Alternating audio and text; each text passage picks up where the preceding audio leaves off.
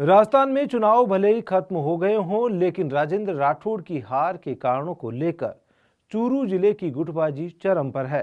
राजेंद्र राठौड़ ने जयचंद विभीषण का जिक्र तो किया, लेकिन किसी नेता का नाम लेने से बचे। मगर एक वायरल ऑडियो ने चूरू की सियासत को गर्मा कर दिया है। बीते दिनों राजेंद्र राठौड़ से इस वायरल ऑडियो के बारे में पूछा तो देखिए क्या था उनका जवाब। जन आकांक्षाओं को पूरा करने के लिए मत की पेटी से बाहर निकल चुकी है।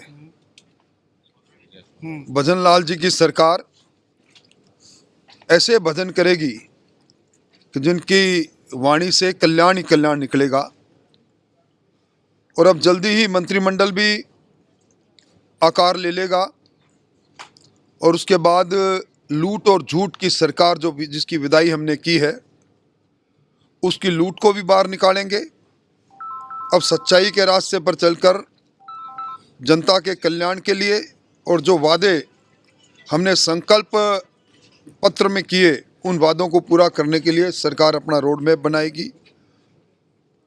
और इस बार चुनाव के अंदर जो पराजय हुई वो जनता जनार्दन का निर्णय स्वीकार्य है, परंतु बहुत से जयचंदों ने भी अपनी भूमिका निभाई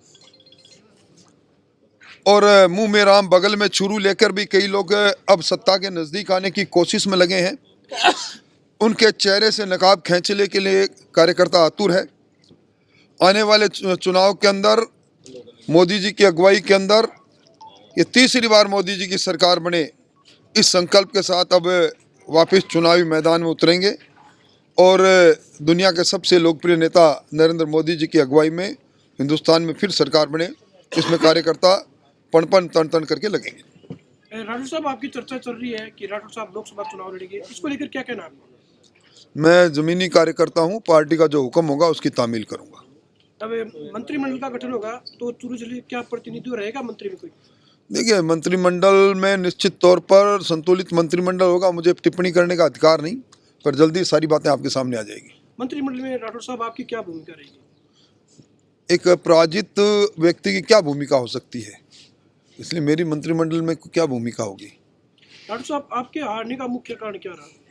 मेरी खुद की कमजोरी। मैं ऐसी धरती पर चला गया जिस धरती को संवारने के लिए, जिस धरती की वोट की फसल काट रहा था, उससे पहले जमीन को समतल करने से लेकर जमीन की बुआई में जिस प्रकार का गुदाई में जिस प्रकार का काम होना चाहिए था वो मेरे द्वारा नहीं हुआ। इसलिए कार्यकर्ताओं ने अथाह मेहनत की और सारे हार की जिम्मेवारी मेरी खुद की है। ऑडियो ही नहीं, इसके बाद तो मंच पर भाषण देते नेताओं के वीडियो भी वायरल हुए, जिसमें राहुल कसवा, उनकी माता पिता तीनों पर राजेंद्र राठौड़ को हराने के लिए घर घर प्रचार करने का आरोप लगाया गया। बलराम जाखड़ का वो 2004 का चुनाव मैंने देखा है। आपने चुनाव एक लक्ष्मण के रूप में लड़कर राम के सामने एक ऐसा संकल्प लिया और आपने बलराम जाखड़ को धूल चटाई और राम सिंह कसवा को यहां से विजय बनाया। और उसी राम सिंह कसवा के परिवार में खुले मन से कह रहा हूं, किसी को कोई दिक्कत है आके बात कर लो, उन्होंने पीठ में खंजर घोंपने का काम किया।